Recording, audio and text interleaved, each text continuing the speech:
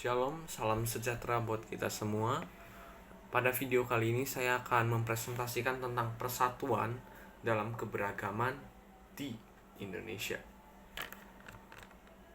Jadi, pokok-pokok materi yang akan saya bahas meliputi definisi dari apa itu persatuan dalam keberagaman, kemudian prinsip persatuan dalam SARA, kemudian konflik dalam SARA, kemudian tentu setiap konflik itu punya kategorinya masing-masing. Itu juga akan saya bahas, dan yang terakhir solusi dari masing-masing konflik tersebut.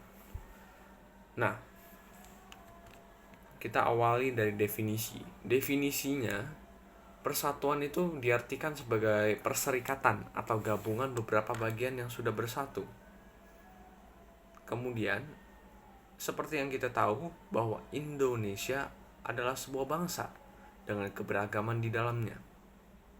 Indonesia perlu persatuan untuk mencapai kehidupan bangsa yang bebas.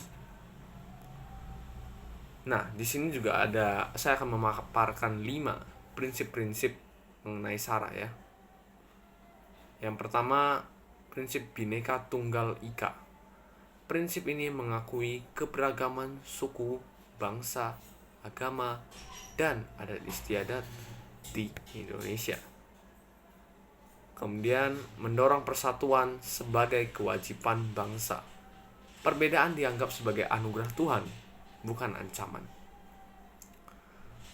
Kemudian, prinsip selanjutnya ada nasionalisme Indonesia.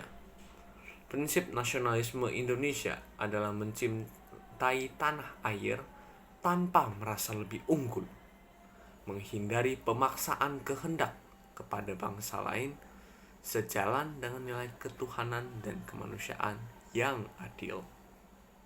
Kemudian akan saya lanjutkan ke prinsip selanjutnya, kebebasan yang bertanggung jawab. Setiap warga negara bangsa Indonesia memiliki kebebasan yang tidak bersifat mutlak karena terbatas oleh norma hukum dan harus dipertanggungjawabkan secara moral kepada Tuhan, diri sendiri, dan sesama.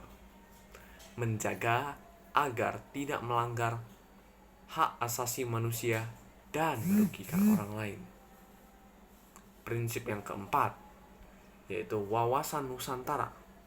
Prinsip ini menempatkan manusia Indonesia dalam kerangka kesatuan politik, sosial, budaya, ekonomi, dan pertahanan keamanan. Berdasarkan Pancasila, Undang-Undang Dasar Negara Republik Indonesia tahun 1945. Dan yang terakhir, persatuan pembangunan. Prinsip ini merupakan suatu program pembangunan di Indonesia, bergantung pada persatuan dan kesatuan warga negara. Karena terpecah belahnya kondisi negara dapat menghambat pencapaian yang optimal. Oke, selanjutnya akan saya lanjutkan presentasi saya. Kali ini kita masuk ke materi konflik dalam SARA. Jadi SARA itu kan suku bangsa, agama, ras, dan antar golongan. Nah, masing-masing cabang tersebut memiliki konfliknya masing-masing. Seperti di suku bangsa itu ada keinginan untuk menang sendiri, maju sendiri, dan ingin mempertahankan diri sendiri gitu. Itu bisa menimbulkan suatu konflik yang cukup serius dalam masyarakat yang penuh keberagaman. Kemudian dilanjutkan dengan agama. Indonesia mengakui 6 agama. Nah, biasanya itu enggak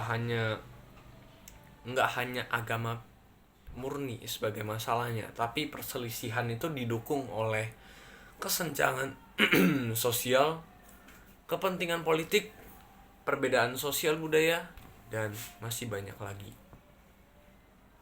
Kemudian saya lanjut ke ras. Ras itu tindakan memperlakukan orang berbeda-beda berdasarkan ras. Nah, itu jadi masalah. Kemudian kita lanjut ke antar golongan. antar golongan itu wujud kekecewaan golongan tertentu karena keinginannya yang tidak terakomodasi. Jika kita rangkum secara umum, semua ini, konflik ini terjadi karena adanya perbedaan. Itulah mengapa dibutuhkan kesadaran bahwa Indonesia itu butuh untuk bersatu dalam keberagaman tersebut. Karena keberagaman itu adalah sebuah kekayaan. Kita lanjut ke dalam kategori konflik-konflik SARA. Jadi konflik SARA itu bisa dikategorikan menjadi tiga kategori. Yang pertama, individual. Tindakan menyinggung SARA yang dilakukan oleh individu maupun kelompok, itu individual. Kalau institusional adalah tindakan menyinggung SARA yang dilakukan oleh suatu institusi. Kemudian yang ketiga, kultural, yaitu penyebaran stereotip atau ide-ide diskriminasi melalui struktural budaya masyarakat hingga berakar menjadi sebuah kebiasaan. Ya, konflik-konflik SARA seperti ini banyak dapat kita temukan dalam kehidupan kita sehari-hari. Oke, kita lanjut. Kita sudah membahas konflik SARA, kategori konfliknya seperti apa.